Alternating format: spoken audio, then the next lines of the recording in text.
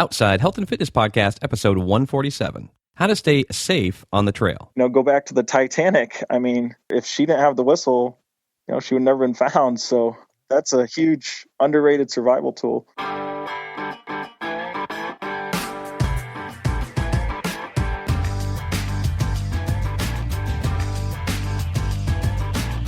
Welcome to the Outside Health and Fitness Podcast.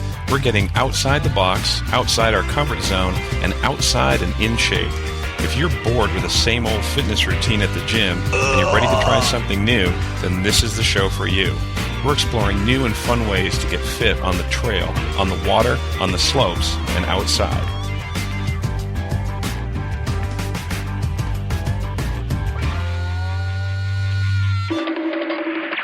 Hi, this is Steve Stearns from Outside Health and Fitness, and thank you for joining me for another episode. If you're new to the show, we like to stay fit and active by having fun outside. We like to ride, slide, run, walk, hike, bike, golf, rolf, swim, and ski. If it's fun outside and it keeps us healthy, we love it. So if you're like us and you like to have fun outside, then you found the right place. I'm here to help you find new motivation to be fit, to make working out less like work and more like fun. If you need a fitness partner to inspire you and help you find the fun in fitness, I'm here for you. All of my contact information can be found at outsidehealthandfitness.com. Reach out and let's get started. It's one of those things you don't think will ever happen to you. You're out on a nice hike and something goes wrong. You sprain your ankle, you get lost, or bad weather rolls in. The question is, are you prepared? Situations like this happen so infrequently that it's common to forget about taking the precautions necessary to ensure that you have a safe hike and you're ready for anything. I've got Ben from Ben on Adventures on the show today, and he's going to share some safety and survival tips with you. If you like to seek adventure in the backcountry or even enjoy day hikes, you're going to want to check out what Ben shares on the show today. On today's show, you'll discover what to do if you get lost in the backcountry, the rule of threes, and some of the essential items you'll want to have with you to stay safe on the trail.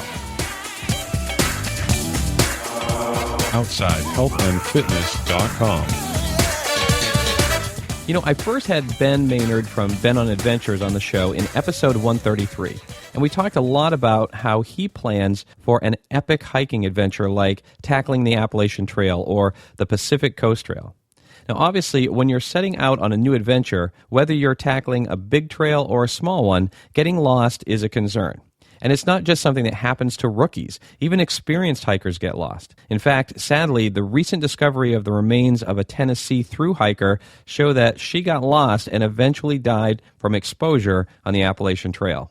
I asked Ben about how he prepares and advice he gives to new hikers who find themselves suddenly lost in the backcountry. Well, you see, when you get lost, that's one of your biggest things is you probably would panic in that situation and think, oh my gosh, how am I going to get back? Or will anyone ever find me? Right. But some of the tips I've learned really over the years are, before you even hit the trail, one of the best things to do is just be prepared, research the environment you're going into. Don't just go into an area blind because that can really cause you a lot of problems in the long run because you may just get yourself lost that way, just unknowing the area you're entering into.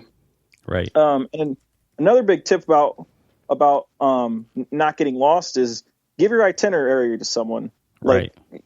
Give someone a copy of your map. Give them a copy of, exactly. Give them an idea of how long it'll take you to hike the trail you're hiking and how long you're going to be out there, exploring. Yeah, that's a great one because those times when you do get lost, you're going to feel so much better knowing that somebody's got your back. Someone knows that you're supposed to be back at a certain time.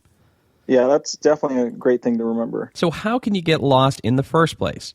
Ben says it's really about staying focused. Always be checking your surroundings so you don't go off trail. Always be checking your map. Always be checking your bearing. If you see a certain landmark on your map, make sure you're staying in the general area of that landmark. If that's where you want to be, don't stray too far from what your surroundings are, because if you're talking to a trail partner or something, you may not pay attention and you easily get lost that way. If you do get lost, what should you do? It's like that old rock song, should I stay or should I go, right? Well, Ben has an easy way to remember what to do. If you find yourself lost on the trail, he says it's best to remember the acronym STOP. Stay, observe, think, and plan. And keeping those 4 things in mind will really help you. Stay means to just stay in the location you are. Don't just immediately panic and run off, and that could get you in a lot of trouble. Yep. Observe. And then when it comes to observing, just like I said, pay attention to your landmarks, pay attention to your bearings, pay attention to your map, and that'll get you a long way. And then think about where you are, think about how long you've been lost, and try to stay in the general area where you are unless you have to self-rescue. Yeah. And plan. Just make a plan, of how to survive or stay in the area you are. Yeah, that's excellent. So before you go, stop. Definitely stop. Another tip I have, the rule of 3s: 3 weeks without food, 3 days without water, 3 minutes without air. Those are important. Those are great tips and easy to remember. Stop, stay, think, observe, plan, and then the rule of 3s: 3 weeks without food, 3 days without water, 3 minutes without air. If you do get lost and you stay put, Ben shared this tip about using the International Distress Signal. All you have to do is make 3 signal fires that are about 70 feet apart. 3 fires in a straight line, that's a distress signal. Or if you make them in a triangle, that's another alternative for a distress signal. So that's another way to signal for help. Okay, all good tips for staying found. Now, what about the weather? How do you prepare for that? A lot of times in the backcountry, bad weather just seems to come out of nowhere. Well, Ben's advice is to do your homework and research the area you're going into. Look over old weather maps, look over different weather websites, call the trail rangers, call anybody for, the recent history of the area you're going into to find out exactly or kind of get a general estimation of what the weather's like in that area before you enter an area. For example, if the area gets a lot of snowfall and it's nice out right now, like if it's 70 degrees, but it still gets a lot of snowfall, and you go into it with shorts and a T-shirt and flip-flops, and then it just blizzards, then you're done for. And that's a big mistake that people make in the White Mountains, particularly in the springtime. You'll see people at the base of the mountain. It's great. It's a nice spring day, but at the top, it's winter conditions, So you have to, like you said, you really have to know what you're doing, be prepared. Oh, yeah, that's how it was. Actually, back when I was younger, when I was in about 6th grade, we went out to Seattle, Washington, and we were down in the city, and it was like summertime weather. We were in shorts and T-shirts, and we actually went up into the mountains, and we were in shorts and T-shirts, and we're having snowball fights, and it was cold as can be up there. And then when we got back into the city, it was 75 degrees. Yeah. So preparation and knowledge is key to being prepared for the types of weather you may experience. And it's important to recognize that weather at the base of the mountain is not always indicative of weather at the top.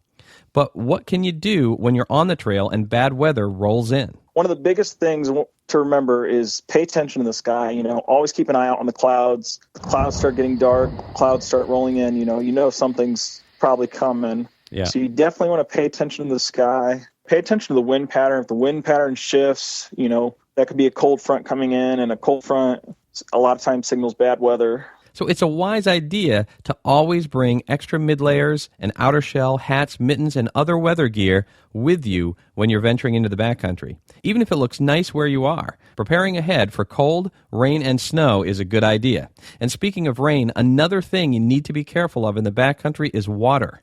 Drinking it, that is. In fact, a lot of times with wild water, you can have so many different diseases, viruses, so many different things can put a damper on your hike. Like, drinking wild water can make you sick for 3 weeks at a time, and that can just completely ruin a hike. Yes. One of the best ways to treat water is just the old-fashioned way and just boil it, really. Yeah. Just boiling it will get rid of all the diseases, get rid of all the viruses, like everything. One thing to remember when you're boiling water, is to just filter it somehow before you, say if you dump it into your pot.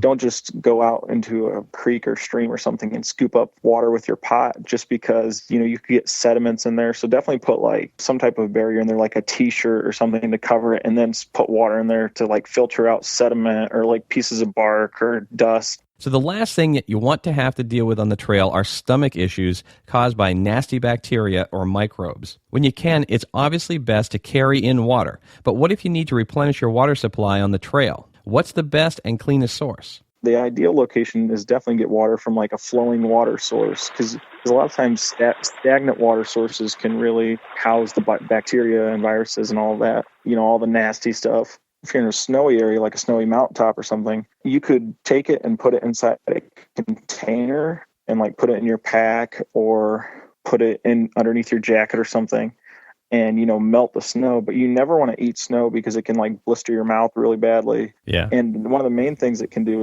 is lower your core body temperature, and you don't want your core body temperature to drop. Right. Because that can really compromise your bike. So another important consideration for trail safety is bringing first aid and survival gear with you. I asked Ben what he likes to pack in his kit and take with him on the trail. For my first aid kit, it's made up of a few different things that make up the entire kit. First, it has over-the-counter like drugs from it. I have ibuprofen, I have Advil. That's good for like fast-acting pain relief and anti-inflammatory. Yeah. It's good for fever and headache reducer. Tylenol, that's for pain relief and fever and headache reducer as well. Along with that, I have Imodium. They're for anti-diarrhea. And then Benadryl, that's great for allergies. And a little known thing, if you're on a long hike or something and you can't sleep, it's definitely a good sleep aid.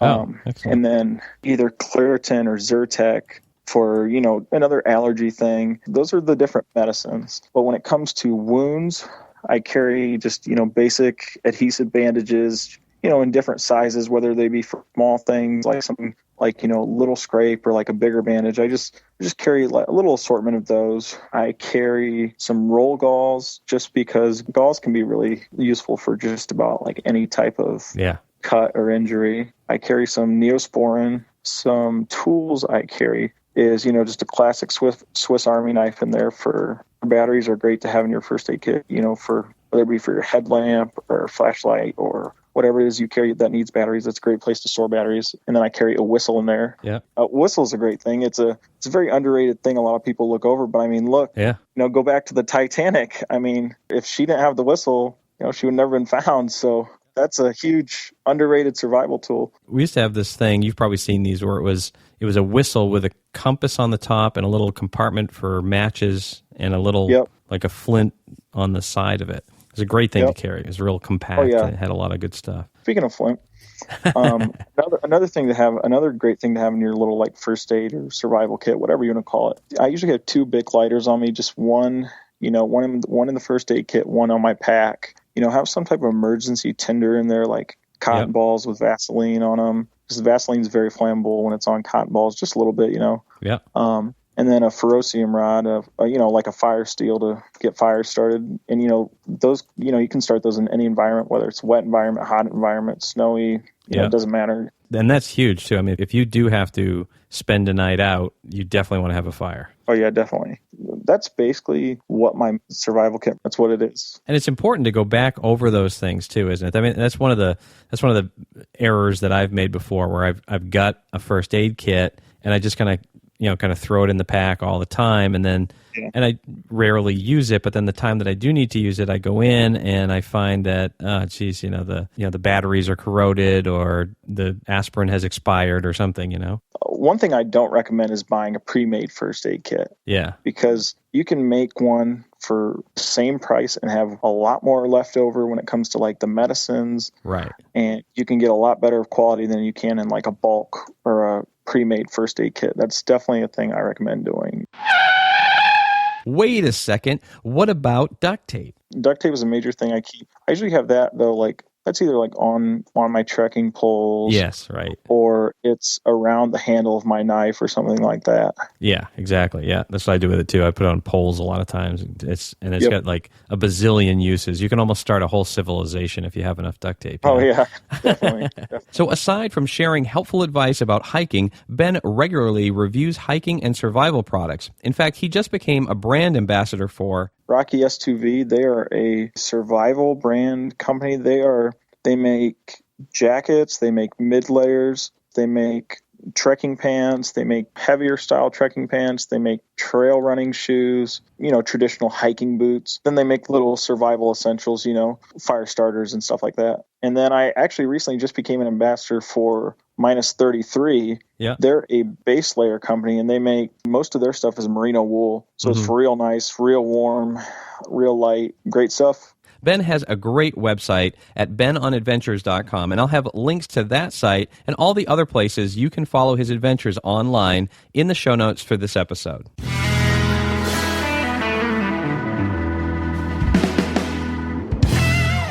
I hope you got some value from the show today and discovered some new ideas for staying safe in the backcountry. I have some fantastic shows and interviews coming up this month, and I'm excited about sharing them with you. You know, a great way to make sure you never miss an episode is to join our free mailing list.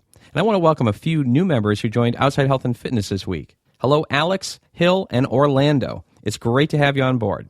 If you want to join too, it's super easy. Just visit outsidehealthandfitness.com/147 and listen for your name on the show next week. When you do visit the site, you'll get links to everything that we talked about on the show today and your free copy of Fit Fast First Thing, my Tabata morning workout for a quick 10-minute routine you can use to start your day off right. It's a perfect way to stay in shape and strong for your next outdoor adventure. Visit outsidehealthandfitness.com/147. I'm Steve Stearns. Thank you again for listening.